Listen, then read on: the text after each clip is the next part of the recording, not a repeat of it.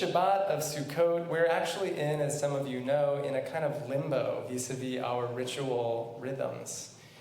We are in a new year, but we also haven't finished last year's annual Torah cycle.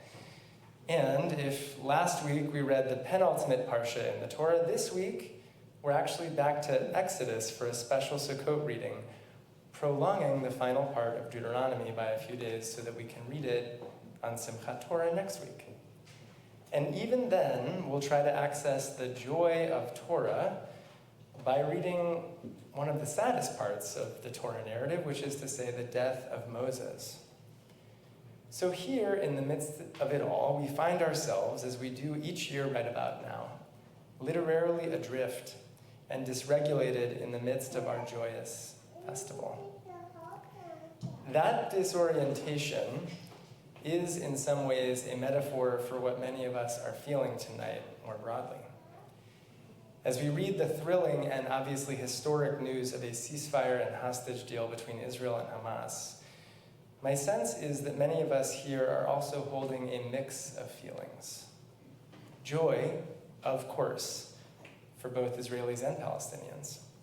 Trepidation, perhaps, that someone or something might throw a wrench into the plans, God forbid. Excitement that the remaining hostages will soon be home, but aware that they are not yet.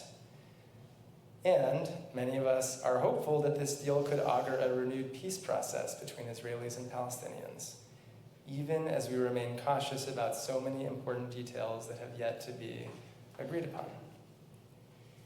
It is undeniably a time of hopefulness and joy. And at the same time, as we face the magnitude of this moment in history, we're confronted by our own smallness, our inability to say definitively what will happen next, and aware that our hopefulness feels somewhat fragile. Enter Sukkot, which is a holiday devoted to all of those things. The ways in which we're vulnerable to forces beyond ourselves, symbolized by the sukkah itself. The fragility and impermanence of life as symbolized by our annual reading of Ecclesiastes, and, famously, Sukkot is Zman Simchatenu, the season of our joy, in which we are commanded to express joy, even if we don't feel exclusively joyous for any number of reasons. Probably each year on Sukkot, I give a drash about either fragility or joy. But given the fragile joy I feel right now, I'm thinking about how both of those themes, fragility and joy, might interact with one another. As Jews, we have a cultural predisposition toward never being too happy about anything. After declaring something positive, we sometimes say kinahara to make sure we're not tempting the evil eye. And as we know, when we expect something good to happen in the future, we don't say mazel tov, but bisha'a tova, may it come at a good time, as if to reserve celebration only for when we know absolutely that something good has already happened. My guess is that this approach to good news is an evolutionary holdover from when Jewish life was more challenging than it is today, and when it might have protected us to never get too accustomed to things going our way. But Sukkot comes in as a kind of corrective to that emotional script, insisting that we stop while we're ahead and enjoy what we can in this life. You shall hold a festival for the eternal your God for 7 days, we read in Deuteronomy, V'hayita ach sameach, and you shall have nothing but joy. In this moment, I imagine God taking on the tone of a parent saying, you're going to have this festival and you're going to like it. But Rashi's gloss on that text is gentler than that reading, while also retaining a parental feel. He says, V'hayita ach sameach is the language of assurance, as in, don't worry, little one, you're going to be happy. It's going to be okay. And so tonight, following Rashi's reading, I'm trying to accept that kind of assurance, trying to notice the good and just embrace it without explaining it away, allowing myself to have hope. In the words of Ecclesiastes, B'yom tov heya v'tov. In a day of fortune, rejoice. And for those of us who aren't feeling it, the verse goes on to say, Uv'yom ra'ah re'eh. And on a day of misfortune, reflect. It's a beautiful wordplay, actually. Uv'yom ra'ah with an ayin, re'eh with an aleph. On a bad day, look, reflect, meditate on all that is possible. In other words, if the news is good, do your best to enjoy it. And if the news is bad, look inward. Not necessarily because it'll be any better inside, but by reflecting on what's really going on, we can create the conditions for ourselves in which we actually can feel joy at some point in the future. When I read this verse of Ecclesiastes, I'm not channeling a parent so much as I'm channeling a therapist. Uv'yom ra'ah re'eh might as well be the motto of psychoanalysis. To look inward, not to change the feeling, but to see the feeling, to really feel it and move through it. Let's face it, it's not a brilliant psychological conclusion, but it's an important one nonetheless. That there's no way out of our feelings but through them. Once we feel our feelings with a little luck, we move beyond them, and this is the bittersweet truth of Sukkot. For better or worse, nothing lasts forever. Ecclesiastes reminds us of that over and over again. Hevel Havalim, the scroll begins. Utter futility, said Kohelet. All is futile.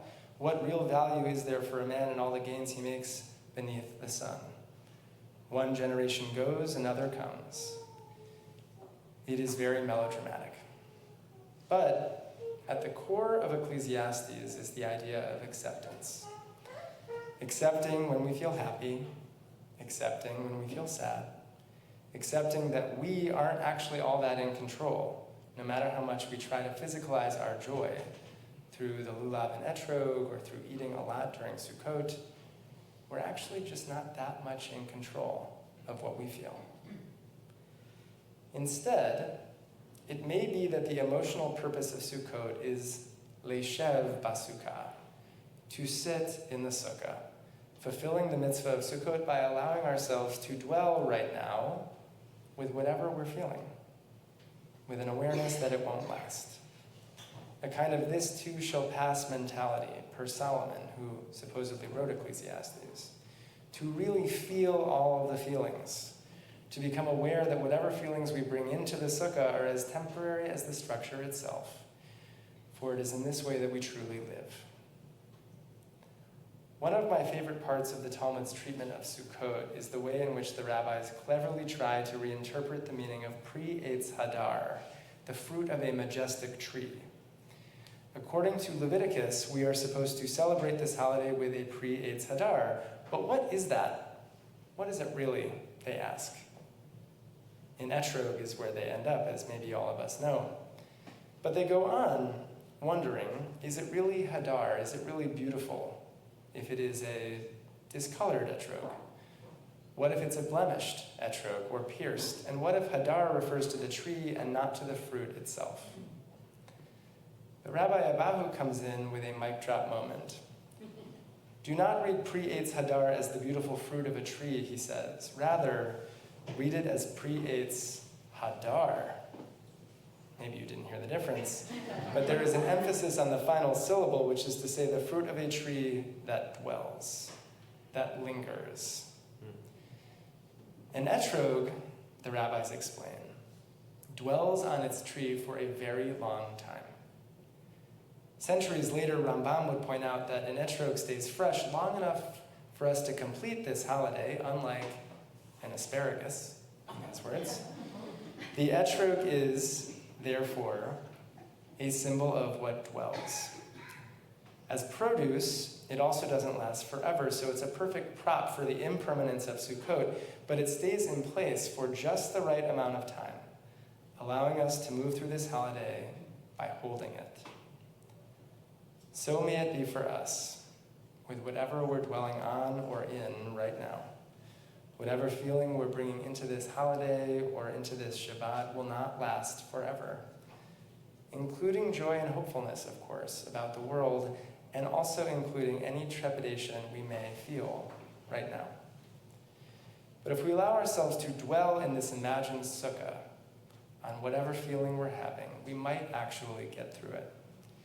Even as we approach these days with a disorienting mix of fragility and joy, accepting that everything is fleeting and none of us control the world.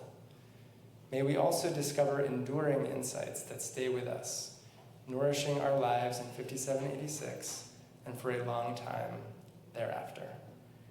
Chag Sameach and Shabbat Shalom.